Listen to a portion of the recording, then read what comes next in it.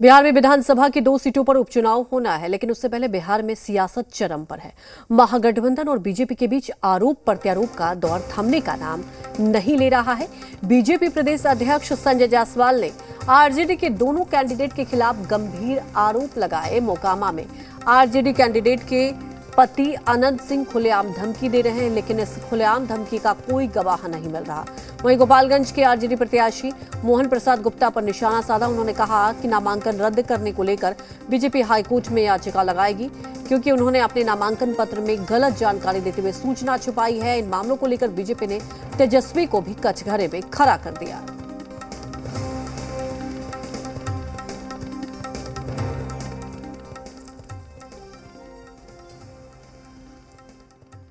बिहार में उपचुनाव है और उपचुनाव को प्रभावित करने का लगातार कार्य सरकारी पार्टियों द्वारा किया जा रहा है। कल रात मोकामा में खुशी ज्वेलर्स और राजनंदिनी ज्वेलर्स 12:30 बजे रात को 3 घंटे दोनों दुकानों में डकैती होती है और यह सब प्रशासन की मिलीभगत से हो रहा है। बाजार को सीधे सीधे धमकी दिया जा रहा है कि देख लो, उपचुनाव हो रहा है तो भी हम तुम्हारा दुकान लुटवा सकते हैं।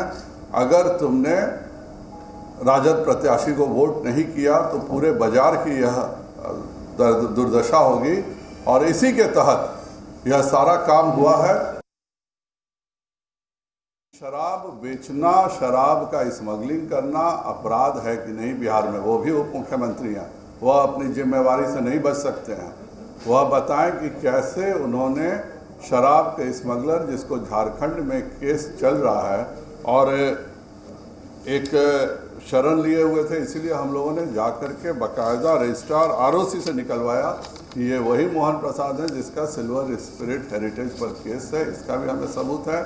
और 1 तारीख को भाजपा हाईकोर्ट से, चूंकि चुनाव आयोग ने अभी तक कोई कार्रवाई नहीं किया है, तो चुनाव आयोग के भी खिलाफ और इस कैंडिडेट के भी खिलाफ हाईकोर्ट में 1 तारीख को हाईकोर्ट खुलेगा। उस दिन भारतीय जनता पार्टी की तरफ से रिट किया जाएगा कि उनका नॉमिनेशन को कैंसिल किया जाए। तो मैं आपको बता दें, इसके बाद से बिहार में सियासत शुरू हो गई है। अब मोकामा के व्यवसायियों को अगर डराया धमकाया जा रहा है, यह बात मोकामा के व्यवसायी नहीं बोल रहे हैं, न वे इसके संबंध में कोई प्राथमिकी दर्ज करा रहे हैं, न वे इसके संबंध में किसी को शिकायत कर रहे हैं। और ये सब शिकायत हमारे भाजपा के अध्यक्ष को ही कैसे मालूम हो जाता है?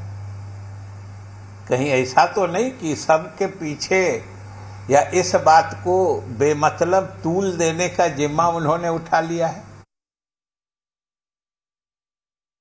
बीजेपी के माननीय प्रदेश अध्यक्ष संजय जायसवाल जी का मानसिक संतुलन बिगड़ गया है। जिस तरह से गोपालगंज मोकामा में बीजेपी वहां पर जमानत बचाने के लिए संघर्ष कर रही है, अब ये अनर्गल आरोप लगा रहे हैं बीजेपी के उम्मीदवार को वोट नहीं मिल रहा है, तो इसमें तो बीजेपी को मेहनत करना चाहिए। ये सबको पता है कि अब बीजेपी का यहाँ खाता खुलना मुश्किल है, इसलिए ये इस तरह की बात कर रहे हैं कि कोई जेल से वोटों को प्रभावित कर रहे हैं, कोई शराब। देखिए, गोपालगंज और मोकामा दोनों उपचुनाव भाजपा बुरी तरह से हार रही है।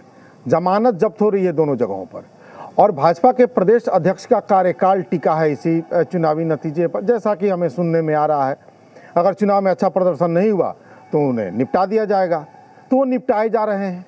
उनकी घबराहट इस बात को लेकर है कि जिस दिन नतीजे आएंगे उसी दिन अमित शाह जी उन्हें प्रदेश अध्यक्ष से मामूली सांसद बना के छोड़ देंगे।